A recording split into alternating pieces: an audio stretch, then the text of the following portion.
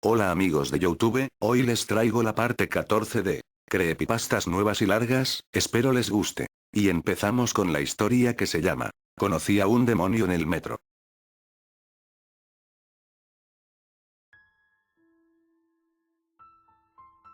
Esta historia es un recuento de algo que me sucedió cuando tenía 7 años. A medida que el tiempo ha pasado y he crecido, me he dado cuenta de que no es posible que esta historia sea real, pero aún así no me puedo sacudir la sensación de que lo es. Pasó en Tokio, en la estación del metro. Estaba parado junto a mi padre cuando vi el demonio, una criatura monstruosamente alta y peluda, con alas negras curtidas y un hocico como el de un oso hormiguero. Debí de haberlo estado observando desde cerca por más o menos 10 minutos antes de que al fin hablara, con un murmullo leve que claramente solo fue pronunciado para sus oídos. Este humano me está sacando de quicio, dijo. Pareciera que me está viendo a mí. Te estoy viendo a ti. El demonio casi dio un brinco del susto. ¿Puedes verme? Sí. ¿Los demás no pueden? No a menos que estén en la quinta dimensión. ¿Estoy en la quinta dimensión? Tu mente debe haber divagado hasta aquí por error. ¿En qué estabas pensando antes de verme? Lo medité por un momento, y luego sonreí. Trenes. Ah, pues los trenes son el vínculo entre nuestras dimensiones. Supongo que tu mente simplemente debió de haber deambulado hasta aquí. Eso, o te estás volviendo loco. Espero que no esté quedando loco. Estar loco es algo bueno en la quinta dimensión. Me reí. ¿Tienen líneas de metro en la quinta dimensión? Por supuesto. ¿De qué otra forma iríamos a trabajar? ¿Tienes alas? Sí, pero ¿quién quiere ir volando? Tomar el metro es mucho más rápido, y si vuelo hasta el trabajo, estaré todo sudoroso cuando llegue. Entonces, ¿para qué usas tus alas? Las pongo sobre mi cabeza cuando llueve. ¿Me enseñas? Claro. Mi cabello se sacudió hacia atrás conforme abalanzaba sus enormes alas por encima de su cabeza. Me reí de nuevo. Eres gracioso. El demonio se rió también, pero entonces su expresión cambió. ¿Estás bien? Te ves triste. Sí, replicó, sin verme, enfocándose en algo detrás de mí. Dime, ¿te gustaría ver un truco de magia? Bueno. El demonio se acercó y jaló un pañuelo multicolor de su hocico. Debió de haberse sacado 5 metros antes de que se le acabara. Eso fue gracioso. Reí de nuevo, pero me detuve cuando me di cuenta de que ya no estaba sosteniendo la mano de mi papá. Vi alrededor y noté que la estación del metro había desaparecido, siendo reemplazada por una pradera con vegetación exuberante que estaba repleta de trenes antiguos. Ya no puedo ver la estación. No pasa nada. A veces es mejor ver lo que no está presente, en lugar de lo que sí está. ¿A qué te refieres? A veces, cuando estoy triste o aburrido, mi mente se desliza hacia la tercera dimensión, y veo personas como tú. ¿Puedes ir a otras dimensiones también? Pero el demonio no contestó. Estaba viendo al cielo. Comienza a llover, anunció, zumbando sus alas por encima de su cabeza. Gotas de lluvia cálida golpearon mi rostro. ¿Me puedo meter debajo de tus alas contigo? Ahora no. Tienes que irte a casa. El mundo comenzó a centellear y fluir dentro de sí mismo, como una pintura de distintas tonalidades de verde y dorado, dando vueltas más y más rápido. Comencé a sentirme un poco mareado y cerré los ojos. Cuando el mundo dejó de girar, las gotas de agua cálida aún caían sobre mi rostro. Abrí los ojos y vi a mi mamá llorando encima de mí, pero no vi a mi papá. ¿Y papá? Le pregunté. ¿Me trajo a casa? Sí, cariño, me dijo, pero no me vio cuando lo hizo. Te trajo a casa y luego se tuvo que ir. Ah. ¿Cuándo regresará? No lo sé. Mi papá nunca regresó, y pasaron años antes de que descubriera que ese día se había suicidado. Por la mañana, le había dejado una carta a mi mamá explicando que pretendía llevarme con él y tirarse frente al tren conmigo. Mi mamá la encontró cuando llegó a casa del trabajo, y llamó a la policía, pero fue demasiado tarde para detener a mi padre. Los testigos dicen que, justo antes de que brincara, yo me solté de su agarre y salí corriendo, desmayándome enseguida. Pero uno de los testigos, un niñito de mi edad, dijo que vio que algo me tomó de la mano y me alejó del tren en marcha. Dijo que fue una criatura monstruosamente alta y peluda, con alas negras curtidas y el hocico de un oso hormiguero. La oscuridad de 3 días. Sucedió a las 3:42 p.m. El mundo descendió hacia una oscuridad súbita y absoluta. Resultó en caos. En nuestra oficina pequeña del 10º piso, nos reunimos entre la negrura ominosa esperando la luz. Había una televisión en la sala de descanso y alguien halló el control remoto. Usando la memoria de nuestros dedos, nos las arreglamos para cambiarlo al canal de noticias. Por un largo tiempo, solo hubo silencio. Entonces, a través de la oscuridad aparentemente infinita, surgió una voz. Una locutora, buscando su escritorio valientemente y tratando de reconfortar a sus televidentes, nos habló con voz suave y temblorosa. Ellos tampoco tenían idea de qué estaba sucediendo, pero indiciaron que debíamos conservar la calma, y permanecer juntos en medio de los reportes de individuos desapareciendo en la oscuridad, alejándose de sus amigos y familia, perdiéndose o topándose con el peligro. Pasamos los siguientes 3 días en la oficina, localizando nuestras posesiones en la oscuridad y logrando comer y dormir con comodidad relativa, a pesar de la sensación de que estábamos congelados en algún tipo de universo alterno. Entonces, exactamente 72 horas después de que la oscuridad llegó, el manto se alzó. Nuestros ojos ardieron por la luz súbita, pero nos adaptamos dentro de poco y concordamos en que deberíamos dirigirnos al piso de abajo, como grupo, e ir afuera. Mientras descendíamos por las escaleras, nos recibió un olor nauseabundo. Supe inmediatamente lo que era, y, reticente, giré por la última intersección de la escalera pensando que quizá alguien se había caído y había muerto por sus heridas. Estaba equivocado. Creo que solía ser una mujer, pero no puedo estar seguro. Había sido desollada y eviscerada, pero no sé en qué orden.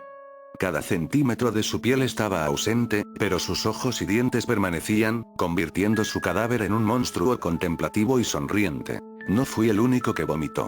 Necesitando escapar de ese panorama, irrumpimos hacia el vestíbulo por la entrada principal, y nos congelamos. Cuerpos sin piel estaban esparcidos a lo largo del pequeño vestíbulo. Eran casi 15, según el cálculo con el pequeño vistazo que les dimos. No teníamos la intención de quedarnos por mucho tiempo. Sin embargo, descubrimos que las puertas del vestíbulo estaban aseguradas y no podíamos quebrar el vidrio. Alguien, no recuerdo quién, tuvo la idea de dirigirnos al cuarto de seguridad y ver si podíamos pedir ayuda por la radio. Seleccionando cuidadosamente nuestro trayecto por los cadáveres con estómagos revueltos, hallamos el cuarto de seguridad abierto y a su guardia desollado. Luego de un acuerdo mutuo, retiramos el cuerpo y nos encerramos. Mientras que uno de nosotros trataba de establecer contacto, los demás comenzamos a ver las grabaciones de seguridad del vestíbulo de los últimos 3 días. No pudimos creer lo que vimos. No estuvo oscuro en lo absoluto. Nos habíamos quedado ciegos. Y mientras estábamos ciegos, ellos habían llegado. Sombras negras humeantes y fibrosas. Sin rostro, solo ojos. Ojos extraños y resplandecientes. Estaban desollando a las personas y vistiendo sus pieles como disfraces. Sintonizamos la grabación de seguridad de nuestro piso, y observamos horrorizados cómo caminaban entre nosotros sin escoger a nadie. Hasta este día, no sé por qué lo hicieron. En cierta medida, se habían reunido para observarnos, pero partieron dentro de poco y causaron estragos en la oficina del piso de arriba. Fuimos rescatados días más tarde. No obstante, el mundo descendió a la insania en el transcurso de las semanas siguientes. Todos sabían acerca de los desollamientos, acerca de los impostores. Pero nadie sabía quién era real y quién no, hasta que fue muy tarde. Sin confianza, los humanos no pueden sobrevivir lado a lado. Permanecí con 2 de mis colegas, quienes sabía que no cambiaron. Reunimos equipo para acampar y tomamos la decisión de movilizarnos hasta el área arbolada afuera de la ciudad para mantenernos alejados de la sociedad, ahora que se estaba tornando más y más volátil. Lo teníamos todo planeado, y atesorábamos grandes expectativas sobre la recuperación de la humanidad. Entonces nos despertamos una mañana y estábamos ciegos de nuevo. 3 días más tarde, la luz regresó, y me encontraba con mis 2 amigos y un cadáver. Montaña caótica. Imagina estar perdido en el océano abierto, achicando frenéticamente el agua de una balsa hundiéndose, la cual se rellena tan rápido como la vacías. Nunca serás encontrado, nunca serás salvado. Tarde o temprano, necesitarás descansar y frenar tu vigilancia constante, pero aún te opondrás a las olas tanto como puedas. Por más imposible, el temor hacia esa agua oscura es más real que todo lo demás en tu mundo moribundo. Eso es lo que ser madre fue para mí. Solía pensar que la peor cosa en la vida era no obtener lo que querías. En mi caso, lo que quería era comenzar una familia, algo con lo que me había obsesionado desde que era una niñita, tratando de asegurarme de que todas mis muñecas se graduaran exitosamente y tuvieran familias propias.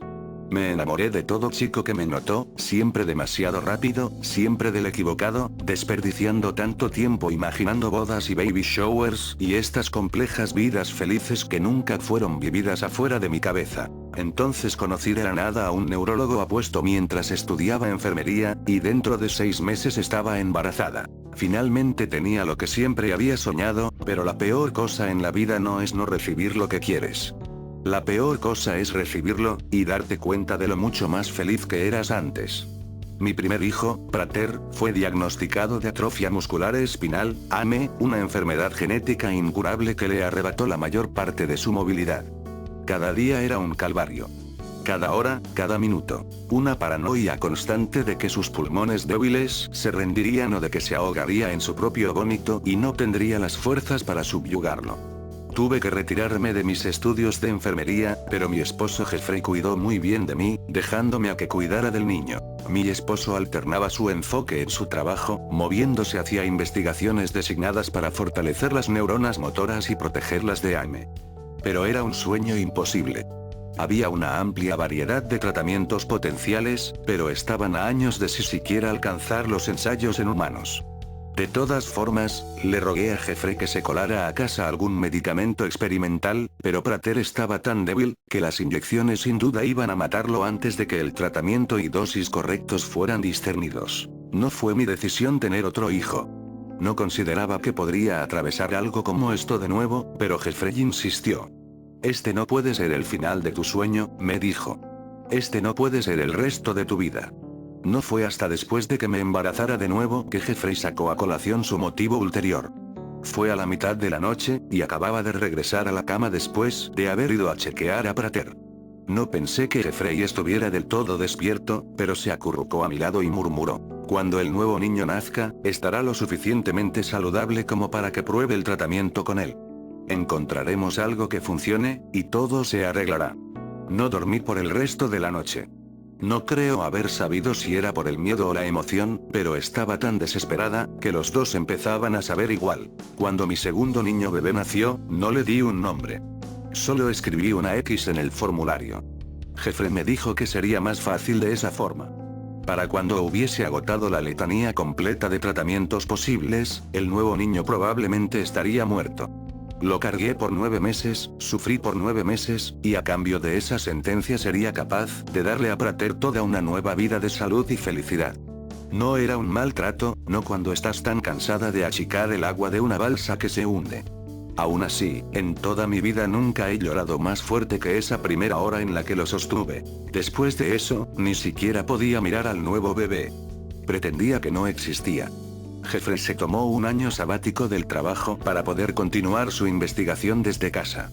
Esperó hasta que X tuviera 6 meses antes de comenzar los experimentos, y durante ese tiempo, X vivió en un cuarto de bebé improvisado en el sótano. Yo no lo veía, pero algunas veces escuchaba el eco de su llanto por la casa. Jeffrey fue diligente y se aseguró de suplir todas las necesidades del niño, y yo ocupé todo mi tiempo en mi matrimonio y cuidando a Prater, quien casi tenía 2 años para entonces. La ciencia no se limita a ese momento de eureka que ves en la televisión. No es una carrera corta, es una maratón. Aún había tanto que no se sabía sobre la enfermedad, e incluso en condiciones ideales y con un experimento adecuado usando grupos de control y pruebas A/B, habría tomado años. Mientras que con un laboratorio en un sótano, un único sujeto de pruebas, y luego con que Jeffrey tuviera que regresar a su trabajo a medio tiempo. Tomó 8 años antes de que comenzáramos a ver resultados verdaderamente prometedores. Todo ese tiempo, no vi a X ni una sola vez. A veces estaba convencida de que había muerto desde hace mucho, y que Jeffrey solo estaba montando el espectáculo de bajar comida al sótano para darme esperanzas. Lo único que veía era a Prater, cada día un poco más débil. Una burla continua de lo que debería significar el tener una infancia y una familia. Cuando al fin estábamos listos para darle el medicamento completo a Prater, no estaba preparada para la pregunta inquietante que acompañó ese escalón. Si Prater mejora, y todo lo que siempre deseamos se vuelve realidad, ¿qué vamos a hacer con X? Me preguntó Jeffrey una mañana durante el desayuno. Fue inusualmente directo. Jeffrey siempre aludía a sus experimentos sin mencionar directamente al sujeto de pruebas. Incluso cuando era inevitable, comprendía que yo no me sentía cómoda reconociendo al niño.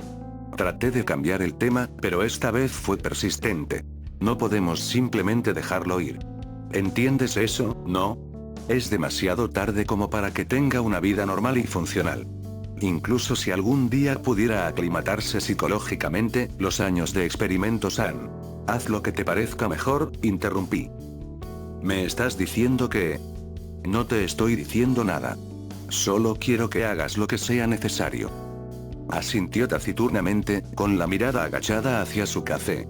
La tensión gélida se intensificó mientras escuchábamos a Prater carcajeándose con sus caricaturas en la otra habitación. Se parece a mí, dijo Jeffrey sin levantar la vista de su café.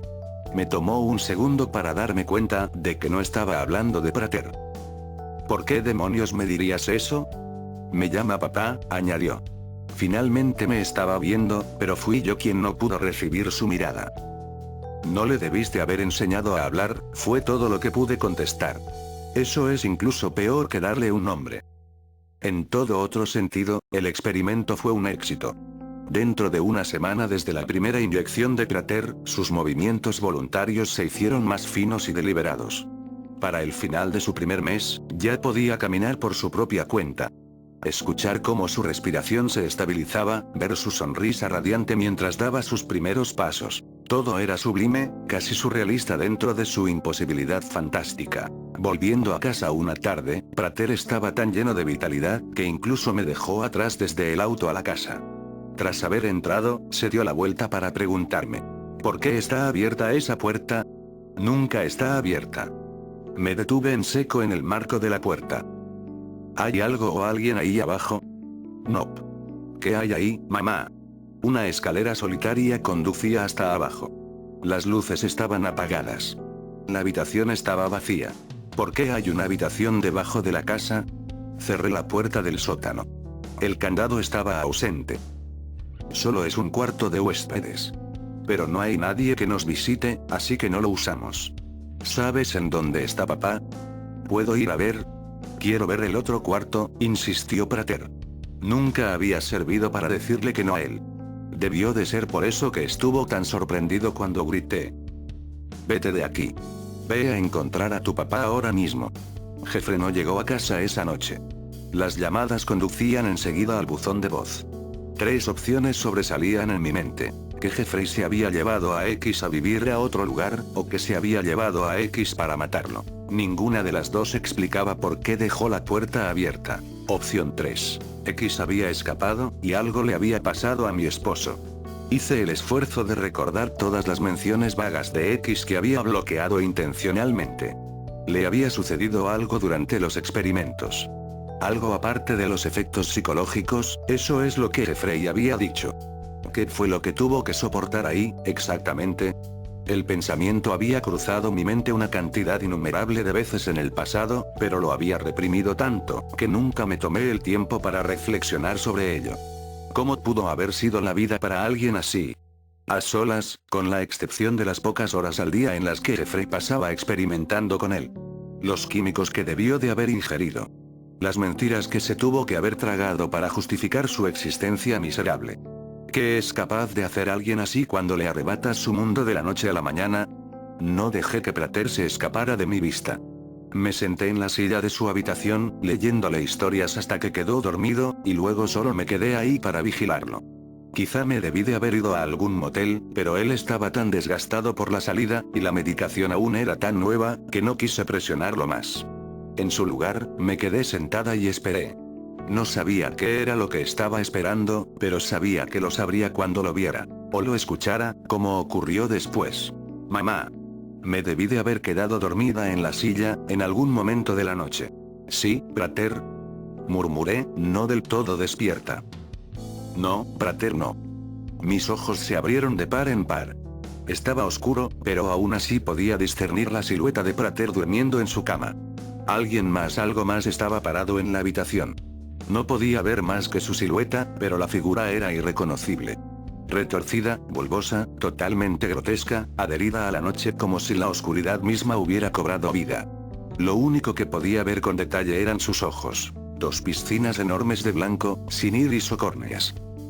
Jeffrey. Jeffrey. Grité. Ni siquiera me pude parar. No con ello tan cerca de mí, inspeccionándome como si fuera algún tipo de espécimen. Papá no sabe que he regresado, dijo X. Quería estar a solas contigo por un tiempo. Eres mi mamá. Su dicción era turbia, pero los susurros cálidos estaban tan cerca, que me parecía poder sentir su significado más que escucharlo. No, no lo es. Es mi mamá.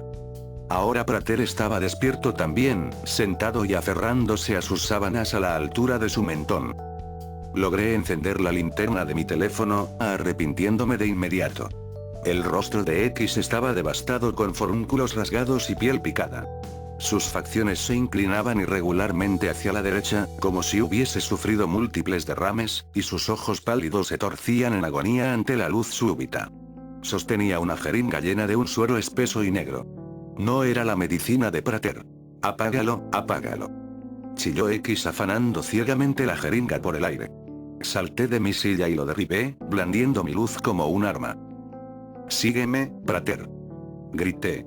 Mi hijo comenzó a trepar fuera de la cama, pero aún se encontraba muy débil. Sus temblores fueron tan estrepitosos que cayó directo al piso como un montículo arrugado. La luz quema. Apágala, mamá. Mamá. Esa palabra era una daga. Mantuve la luz en el rostro de X mientras procedía al borde de la habitación, en donde Prater se había caído. El teléfono se me resbaló mientras trataba de levantar a mi hijo del suelo. La luz se desvió del rostro de X, pude sentirlo precipitándose hacia mí a través de la oscuridad súbita, pero ya tenía a Prater sobre mi hombro. Estaba corriendo, aventurándome por los pasillos familiares de mi casa, a los que las sombras habían trastornado en una pesadilla alienígena. Podía escuchar a X cojeando y tambaleándose detrás de mí, siguiéndome el paso con una prisa increíble a pesar de su desfiguración. El sótano fue el único lugar seguro en el que pude pensar. Salté de bruces hacia la escalera, cogiendo la perilla y azotando la puerta detrás de mí. Recosté mi espalda contra el metal liso, sintiéndolo vibrar a medida que X se estrellaba contra la puerta una y otra vez. La fuerza de los impactos era como tratar de detener un auto. Mis huesos se sacudían en armonía con sus embestidas. El tejido humano se debería pulverizar bajo un impacto como ese, si es que X siquiera seguía siendo humano. Cariño. ¿Estás ahí? Era Jeffrey. En algún lugar del piso de arriba. Ayúdanos. Estamos en el sótano. X está tratando de matarnos. Gritos. Pisadas. Un chillido agudo, tan lamentable y desesperado que se sintió como si mi cuerpo entero estuviese vibrando, aún con la puerta cerrada.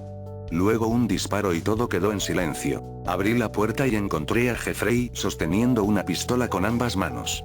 X estaba arrodillado en el suelo frente a él. Esos ojos pálidos penetraban mi cuerpo.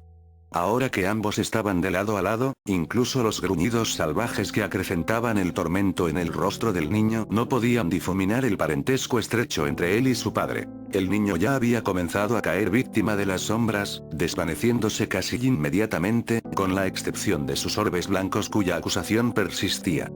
Contuve mi aliento, esperando a que Jeffrey le propinara el tiro de gracia. Nunca llegó.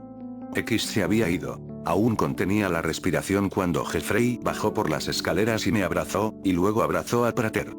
Yo temblaba tan severamente que ni siquiera pude encontrar las palabras, pero Jeffrey habló por mí. Lo siento tanto, cariño. Nunca lo hubiera dejado salir de haber creído que... Pero las palabras se enmarañaban y ya no les encontraba sentido. Especialmente cuando bajó el interruptor de la luz y vi el sótano por primera vez. La sección del laboratorio era mucho más pequeña de lo que esperaba. Solo era una computadora y una vitrina de cristal llena de químicos. El resto del espacio lucía como esperarías que fuera el cuarto de un niño. Había juguetes por todas partes del piso y un televisor en la esquina. Había pósteres de caricaturas en la pared, un mueble atiborrado de libros e incluso una mesa de noche con una fotografía enmarcada. Yo estaba en la fotografía, sosteniendo a X por primera y última vez en el cuarto de hospital.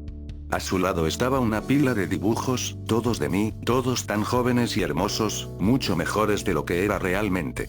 Es que no entiendo por qué trataría de hacerte daño. Hablaba de ti todo el tiempo, dijo Jeffrey. Siempre te quiso conocer, pero supongo que ya estaba demasiado afectado. La jeringa. La expresión de Jeffrey se tensó más. Volvamos arriba. Prater no debería ver esto. Necesito saber qué había en esa jeringa. Pero la mirada que me dio me dijo todo lo que necesitaba saber. X estaba tratando de ayudar, incluso después de todo este tiempo. Y por el rostro de Prater, supe que él también lo comprendía. Ahora que el secreto ha sido descubierto, no creo que Prater vuelva a ser capaz de amarme como solía hacerlo. Al menos no como X me amó. Mi esposo y yo creamos un monstruo y lo desatamos en el mundo, pero no fue X los únicos monstruos, aquí somos nosotros. Rata de túnel. Estoy compartiendo esta historia porque fui obligado a escucharla el Halloween pasado, y me siento tan descolocado y con una comezón tan maldita, que necesito sacarlo de mi sistema. Estoy seguro de que algunos de ustedes van a pasar por alto esta pequeña rabieta y saltarán al jugo de la historia, porque pueda ser que estén pensando: hey, yo tengo un estómago fuerte. Bueno, pues adelante. Saquemos las cosas aburridas del camino. Mi abuelo fue reclutado por el ejército, y dado que era de baja estatura y delgado, fue la rata de túnel perfecta. Esos eran los sujetos que se escabullían por los túneles ridículamente estrechos que los soldados Vietcong utilizaban para transportar personal y armas, y para colocar trampas y todo lo demás. Y cuando digo que eran estrechos, es porque eran estrechos. Aquí está una fotografía. Así que un día mi abuelo se estaba arrastrando por un túnel y sucedieron algunas cosas malas. Primero, las otras dos personas con él fueron asesinadas por un Vietcong solitario mientras estaban paradas afuera del agujero. Estar a unos cuantos metros bajo tierra, y habiendo recorrido unos 6 metros del trayecto, significó que mi abuelo no pudo ver quién los había atacado ni pudo saber si alguien había sobrevivido. Asumió que el Vietcong iba a comenzar a tirar granadas por el túnel dentro de poco, y estaría acabado, pero no hubo señal de ningún ataque después de algunos minutos. Mi abuelo dio un suspiro de alivio y comenzó a moverse hacia adelante de nuevo. No obstante, un momento más tarde empezó a caer una tormenta. El túnel se empezó a llenar con agua. Ahora bien, para un túnel a medio terminar y sin soporte, como en el que se encontraba, una tormenta generalmente implicaba la muerte para una rata de túnel. Mi abuelo había escuchado historias de terror acerca de compañeros de escuadrón que habían perdido a otros bajo tierra, a quienes nunca habían vuelto a ver. Supuso que él sería uno más, pero no iba a caer sin dar pelea. Se arrastró hacia adelante. Cargaba consigo una pequeña pistola y una linterna. En un principio, había sido enviado bajo tierra para emboscar a unos soldados Vietcong que se creía que estaban escondidos en una de las cámaras más grandes del túnel. Mi abuelo se iba a arrastrar, los iba a sorprender, les iba a volar los sesos y se escabulliría de vuelta hacia afuera. O al menos había sido así como transcurrieron sus primeros 3 viajes por túnel. Su cuarto viaje, no iba muy bien. El túnel se achicaba a medida que se arrastraba. Enfrente de él, escuchó la precipitación de agua. Pensó que eso podría significar que la cámara principal estaba cerca. Se equivocó. El sonido era de la tierra lodosa arriba de él, derritiéndose y sellando el túnel que estaba más adelante. Fue acá cuando comenzó a entrar en pánico. Aunque no se encontraba a una profundidad mayor, quizá a solo 1 metro bajo tierra, sabía que si no comenzaba a excavar muy rápidamente hacia arriba, sería un hombre muerto. Sus uñas se partieron y se cortó las manos gravemente, pero fue capaz de sacar parte de su brazo y rostro afuera del lodo. No pudo proseguir. Su espalda baja estaba empujada con fuerza hacia la tierra y el ángulo lo tenía torcido en una forma de gualongada. Sus piernas estaban atascadas. Arriba de él, 30 centímetros cuadrados de luz estaban brillando desde donde hubiera podido escapar si no estuviera atrapado. Sabía que si empezaba a llover de nuevo, se ahogaría. Pero la lluvia no llegó. Los insectos sí. Primero fueron las hormigas. Por suerte, no fueron las hormigas rojas grandes de las que todo el mundo estaba aterrorizado por ahí. Esas con la mordida que se siente como si te hubieran disparado. En cambio, estas eran diminutas y negras, pero había muchísimas. Mi abuelo conjeturó que cuando el túnel se vino abajo, debieron de haber sido sacadas de sus hogares. Ahora se estaban arrastrando por su cuero cabelludo, rostro y cuello. No lo mordieron, pero hacían cosquillas y le daban comezón. Las que se desplazaron hacia sus labios fueron lamidas e ingeridas, pues mi abuelo había presentido que pasaría mucho tiempo sin comida. Después de un tiempo, las hormigas perdieron el interés. Pero las moscas se convirtieron en un problema. Para entender por qué, tienes que saber en qué posición estaba atascado. El ángulo retorcido e incómodo de su cuerpo había dejado un brazo estirado enfrente de él, pero su hombro y espalda baja no podían ser movidos. Así que tenía un poco de movimiento en su brazo superior, muñeca y mano, pero todo por debajo de su codo básicamente estaba paralizado. ¿Por qué es relevante esto? Porque su axila estaba expuesta. No mucho, quizás solo algunos centímetros de abertura, pero eso fue más que suficiente para las moscas. Y estaban muy atraídas por la axila cálida y húmeda. Durante el transcurso de una hora, 20 a 30 moscas gordas de color café oscuro se dirigieron hacia su axila derecha. Se quedaban por un tiempo, usualmente no más de 6 o 7 moscas en un momento dado, antes de que se fueran volando. Por supuesto, mientras estaban adentro, lo mordieron. El dolor era agudo y terrible, según lo describió. Le recordaron a esa comezón profunda y punzante de las moscas de caballo halladas en la playa cerca de donde había crecido cuando era niño. Y no podía impedir que siguieran haciéndolo. Solo apretó sus dientes. A medida que el sol bajaba, las moscas comenzaron a perder su interés y se fueron volando. Supo que unas cuantas se habían quedado a hacer un nido porque sentía movimiento contra el vello de su axila, pero la mayoría se había ido. Ahora solo quedaron los mosquitos para atormentarlo con mordidas infinitas y gargantas sin fondo. Durmió, de alguna forma. A partir del momento en el que salió el sol, nuevos insectos lo visitaron. De todos los insectos grandes y tropicales que había visto en Vietnam, estaba agradecido hasta el momento por haber evitado a los 100 pies gigantes de los cuales había oído hablar. Cosas furiosas y enormes, tan grandes como el antebrazo de un hombre, y tan gruesos como una botella de cerveza. Uno de sus compañeros de escuadrón más sádicos escondió uno en el catre de otro pobre bastardo. Le mordió los pies y dedos 10 veces antes de que siquiera se pudiera salir de la cama. Mi abuelo incluso odiaba a los pequeñitos que encontraba a veces en el sótano de su casa, así que la idea de uno gigante hacía que su sangre se pusiera fría. Mira cómo se ven. Dios te libre. 5 minutos después de que había abierto sus ojos a la luz de la mañana, uno de ellos se arrastró sobre su mano y se enroscó alrededor de su muñeca. Mi abuelo estaba demasiado aterrorizado como para moverse. El poco movimiento que aún conservaba en su mano y muñeca pudo haber sido suficiente como para sacudírselo, pero no se quiso arriesgar. Así que esperó.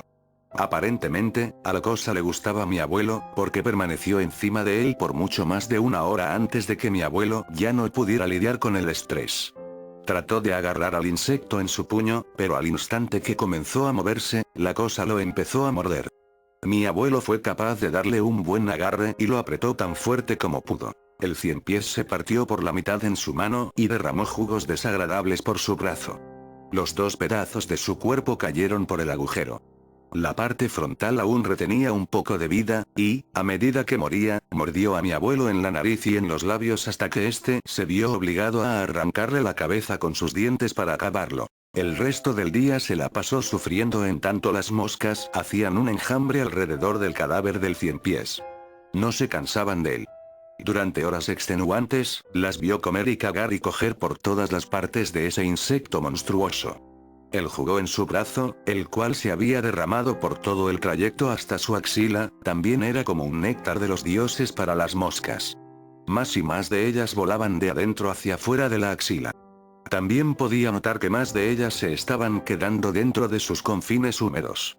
Los pinchazos, la comezón y las sensaciones de cosquilleo eran más tortuosas que los pedazos asquerosos de 100 pies que se había tragado. Las hormigas también habían notado el cadáver del 100 pies.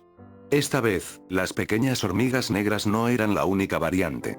Los monstruos rojos con las mandíbulas detestables habían llegado. Pero mi abuelo tuvo suerte, pues estaban más interesadas en matar a las hormigas pequeñas que en molestarlo a él. Sí nos contó que una de ellas le mordió la esquina de su ojo izquierdo, pero el dolor había sido mucho más leve que del que las maricas del campamento siempre se estaban quejando. Fue aquí cuando mi primo le dijo que había desperdiciado su vocación como profesor en el estudio de género, a lo cual mi abuelo simplemente respondió abofeteándolo en el costado de su cabeza y diciendo: no aprecio los chistes sobre ese campo de estudio. ¡Qué hombre tan complejo! En fin, de vuelta en el infierno, había empezado a llover. Esta fue una bendición mezclada para mi abuelo. La gran mayoría de los insectos se dispersaron para buscar terreno más elevado, pero estaba bastante seguro de que el agujero se iba a llenar con agua y de que se iba a ahogar. Bueno, no se llenó y no se ahogó. Incluso tuvo la oportunidad de beber un poco de agua de lluvia. Había pasado sin comida o agua por un poco más de 24 horas para este punto, así que estaba agradecido de poder haber tragado el equivalente a unas cuantas cucharadas. Hubo un momento de pánico cuando la tierra debajo de sus caderas se movió hacia abajo y pensó que se iba a caer y quedar enterrado. Pero tuvo suerte de nuevo. El desplazamiento fue menor. Había estado atascado en esa forma de agua alargada por un tiempo, y definitivamente fue algo positivo que un poco de la presión alrededor de su entrepierna se hubiese aliviado. Fue capaz de menear sus caderas y trasero un poco, y supuso que quizá había algunos 5 centímetros de espacio en esa área, pero nada más que le brindara alguna esperanza de poder arrastrarse hacia afuera. Se quedó dormido al atardecer y fue despertado antes del amanecer por un dolor severo en su axila. Supo desde un comienzo que las moscas habían estado ocupadas dañando su piel y probablemente comiéndosela. Se había resignado ante ese hecho.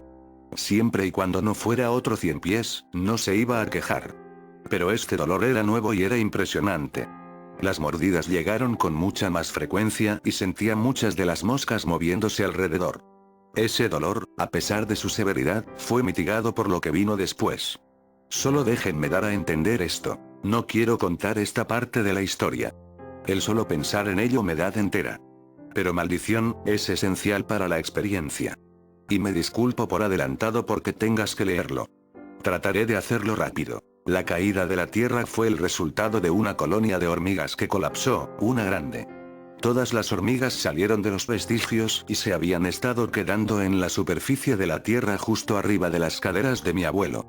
Pero a medida que él comenzó a acomodarse en la nueva posición a lo largo de la noche, las hormigas se agitaron y lo emboscaron.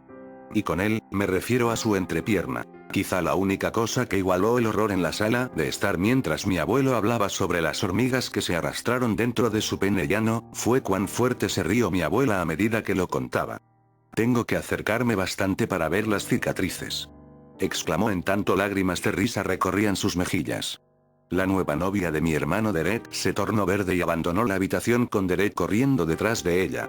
Mi abuelo y mi abuela compartieron un beso y continuaron la historia. Con hormigas hasta el fondo de su pene y culo, y moscas construyendo un proyecto hogareño en su axila, mi abuelo sufrió por los siguientes 2 días en medio de una neblina de dolor y miedo.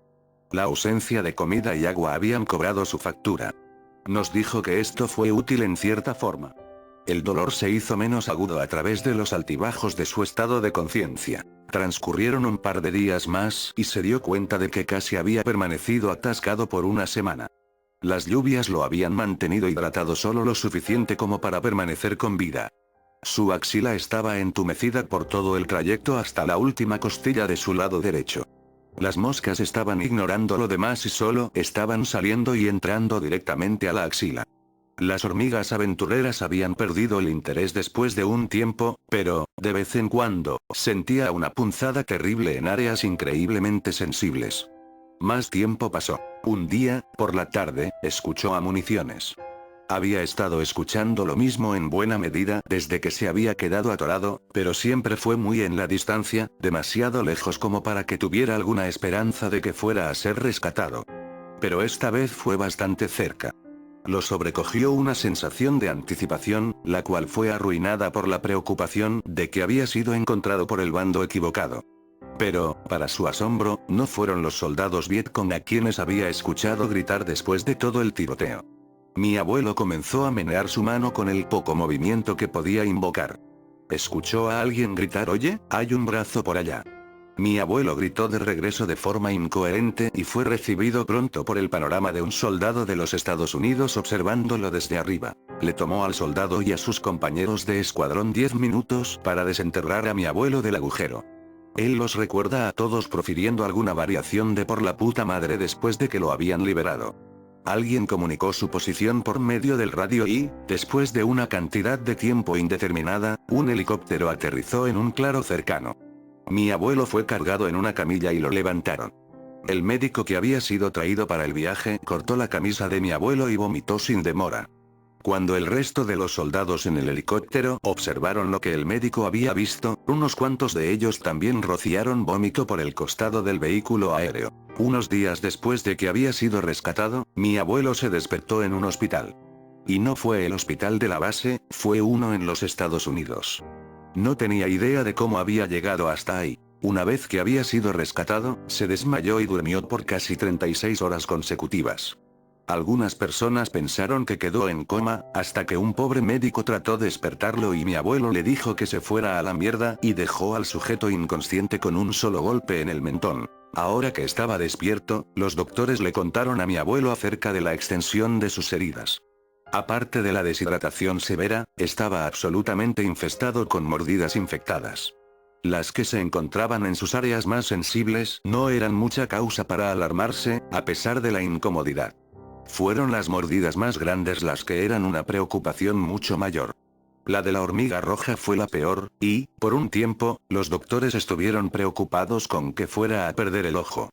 Sus labios y nariz tenían una hinchazón terrible por las mordidas infectadas del ciempiés. Y pese a que todas esas mordidas eran horribles, se pudo haber recuperado en unas cuantas semanas y habría vuelto a los túneles poco después de eso.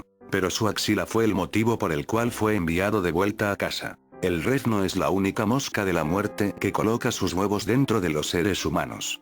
Aquí está una fotografía de un pobre bastardo, y, de nuevo, lo siento por hacerles esto.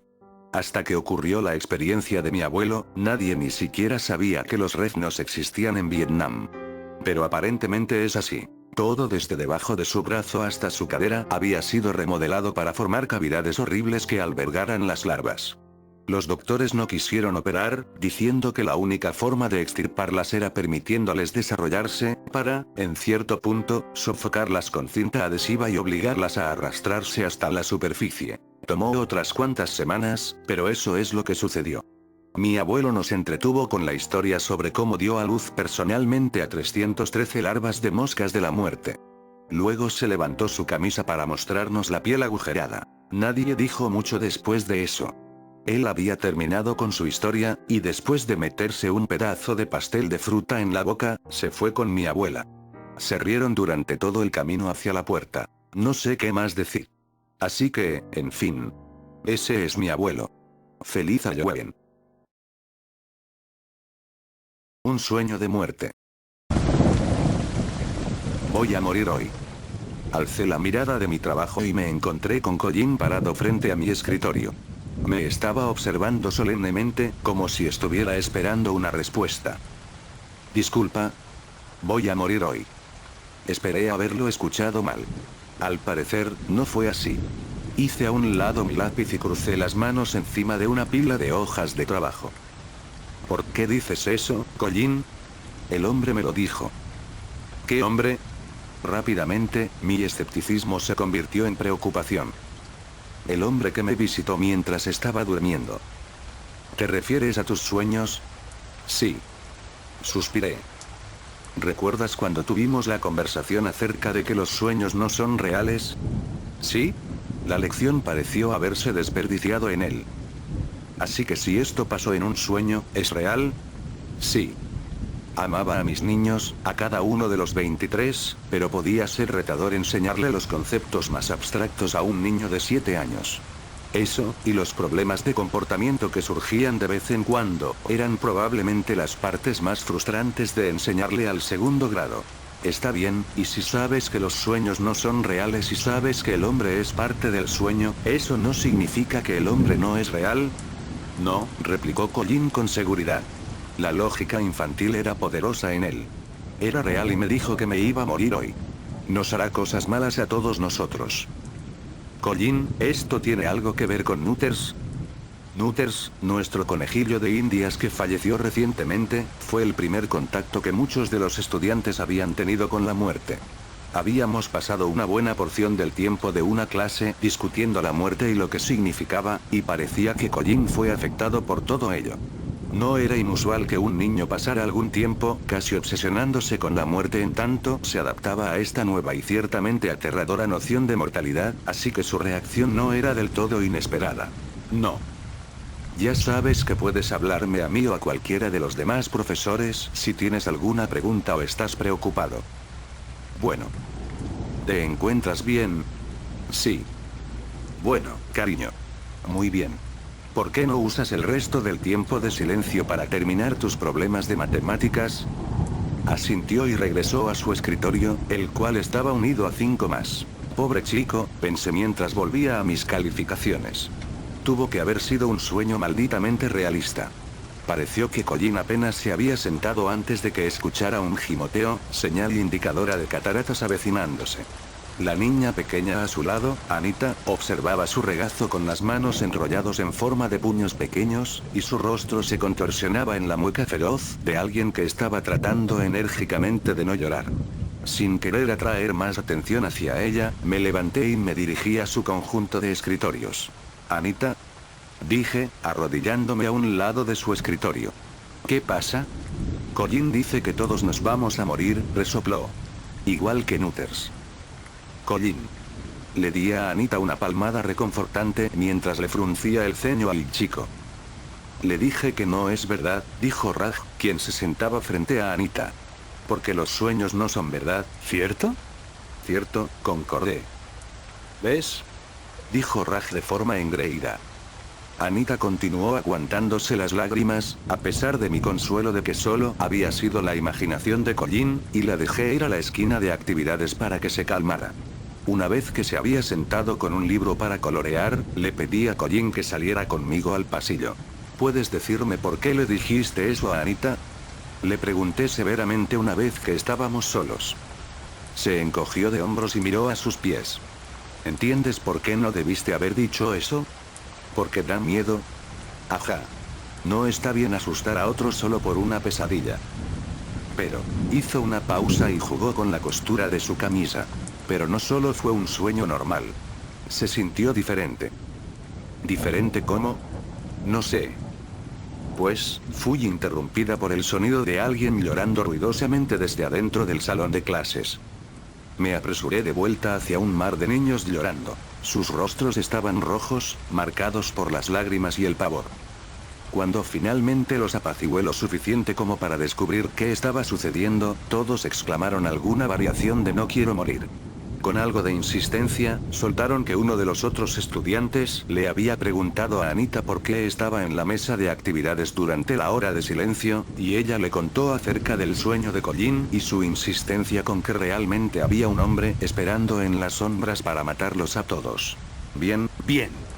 Sostuve mi mano en el aire, mi señal de silencio, y dentro de poco el único sonido que estaban haciendo era el resoplido ocasional. Colin tuvo una pesadilla y todos sabemos que las pesadillas no son reales, ¿cierto? Cierto. Me repitieron los niños a modo de coro. A veces, nuestras imaginaciones pueden volverse muy aterradoras, pero eso nos puede hacer daño. Exceptuando trastornos mentales reales, añadí mi cabeza. No. Cierto. Así que ustedes de verdad no tienen nada de lo cual preocuparse. Un estallido distante, como alguien dejando caer una brazada de libros pesados por el pasillo, me detuvo a la mitad de la oración. Le siguió un grito. Todos los niños miraron hacia la puerta, más curiosos que atemorizados. Todos los niños, a excepción de Colin. Él me estaba mirando a mí con sus ojos ampliados, y dijo, «Es el hombre». Hubo otro estallido, más ruidoso, más cercano, y el sistema de megafonía se activó. La señorita Wardle, nuestra directora regordeta y maternal, habló con su típica voz animada desde los altavoces. Se les notifica a todo el personal que estamos bajo código negro. Por favor, sigan el protocolo adecuado. El tiempo pareció haberse detenido. O, más bien, el tiempo continuó y yo me congelé. Por un largo momento, solo pude pensar en una cosa. Código negro. Código negro. Tiroteo escolar. Fue el sonido de uno de los estudiantes estornudando lo que me sacó de mi ensimismamiento. Todos me estaban viendo fijamente, esperando mi reacción para que pudieran determinar las suyas. Tan veloz y calmadamente como pude, caminé hacia la puerta, giré el seguro y apagué las luces. Bien, sé que usualmente es la hora de leer, pero hoy vamos a jugar un juego, ¿sí? Mi mente se aceleraba a medida que les gesticulaba que se pusieran de pie.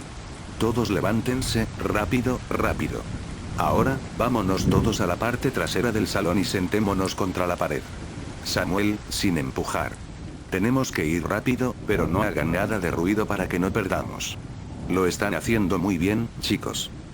No sé qué fue lo que hice para impedir que mi voz se quebrara. Una vez que los había sentado tan lejos de la puerta como era posible, me senté frente a ellos y alcé mi mano. ¿Recuerdan cuando aprendimos a cantar Itsy Bitsy Araña? Pregunté con un susurro. Ellos asintieron. Ahora vamos a hacer eso. Si no hacemos nada de ruido, vamos a ganar, así que cantar está bien, pero sin hablar. ¿Entendido? Los guié por las primeras estrofas de la canción, la cual habíamos aprendido de un orador sordo que había venido para enseñarles acerca de que ser diferente estaba bien, y traté de mantener una sonrisa en mi rostro. Afuera, en el pasillo, 3 disparos más regurgitaron, cada uno acompañado por los gritos sofocados que provenían de alguien afuera del salón de clases. Mis niños se sobresaltaron con cada uno. Su canto fue ralentizado por la incertidumbre y comenzaron a verse nerviosos. Murmuró Anita. Había un entendimiento en su rostro, el conocimiento de que algo se encontraba muy mal, incluso si no terminaba de comprender qué era. Está bien. Todo estará bien. Solo tenemos que permanecer muy callados y muy quietos. Ya no quiero seguir jugando, dijo alguien más. Solo un poco más. Puedes hacerlo. Era difícil sonar convincente cuando yo tampoco quería seguir jugando. El silencio tenso en nuestro salón de clases fue roto por el traqueteo de la manija de la puerta. Cuando una de las niñas comenzó a llorar, la recosté ágilmente en mi regazo y cubrí su boca con una mano mientras presionaba un dedo índice en mis labios. Por favor, no hagan nada de ruido, les rogué con la mirada. Por favor, no dejes que el hombre malo nos haga daño, me respondieron con el mismo gesto. Podía escuchar las pisadas paseándose por el corredor, los sneakers estrepitosamente chillones del perpetrador en medio de la quietud escalofriante que había caído encima de la escuela. Parecían estarse disipando, yendo más y más por el ala del edificio que conducía al salón de música, pero permanecí rígida, aún sosteniendo con firmeza a la niña sollozante mientras ella se aferraba a mí de la misma forma. Algo se estampó contra la puerta del salón de clases, provocando que la madera pesada temblara dentro de su marco. Mis niños gritaron y se acobijaron entre sí, rogando por sus padres y con que querían irse a casa. Otro golpe en la puerta, como si alguien estuviera lanzando su propio peso hacia ella. El asesino estaba tratando de entrar. Tenía que tomar una decisión. Me quité del cuello al brazo de mi estudiante y la aparté de mi regazo para que me pudiera parar. Una inspección rápida de la habitación me mostró que el objeto más cercano y pesado era una de las sillas de plástico en las que los niños se sentaban. No haría mucho frente a un arma, pero era todo lo que tenía. Quédense detrás de mí, ¿entendido? Usé mi mejor voz de profesora, la que usualmente comandaba respeto y obediencia inmediata. El día de hoy no estaba segura de si realmente me habían escuchado en lo absoluto. No quiero morir. Me tragué un sollozo propio en tanto permanecía de pie frente a mis niños y nada más que una silla. No quiero morir. La puerta se estremeció de nuevo. Alguien gritó desde el pasillo, un sonido furioso y primitivo seguido por un gruñido arrastrado y sin aliento, y nuestra puerta tembló de nuevo, pero esta vez con menos fuerza, como si alguien hubiera caído contra ella. Dámela. Estaba gritando el señor Johnson, el maestro de música. Hubo rasguños contra la puerta, el sonido de una riña en tanto el señor Johnson trataba de quitarle el arma por la fuerza. Papi. Colin también había reconocido el sonido de la voz de su padre. Antes de que pudiera detenerlo, pasó como una flecha a mi lado y corrió hacia la puerta. Su mano se estaba acercando a la perilla cuando la pistola se gatilló de nuevo. El escritorio detrás de él se chispeó de rojo y Colin cayó de espaldas. Su mano extendida se desplomó a su lado, flácida. Al suelo. Gritaba el señor Johnson por sobre los gritos de los niños. Al suelo, hijo de puta. Me arrastré hacia el frente y me arrodillé junto al cuerpo inmóvil de Colin. Su único ojo restante estaba enfocado perdidamente en el techo. Ya está, niños. Ahora están a salvo. Tengo el arma, estarán bien. El señor Johnson continuó reconfortando a los niños histéricos a través de la puerta, diciéndoles que ya no debían temer, que se encontraban bien. Se encontraban bien. Acuné a su hijo muerto en mi pecho mientras lágrimas silentes se derramaban por mis mejillas, y le permití creer eso por unos segundos más.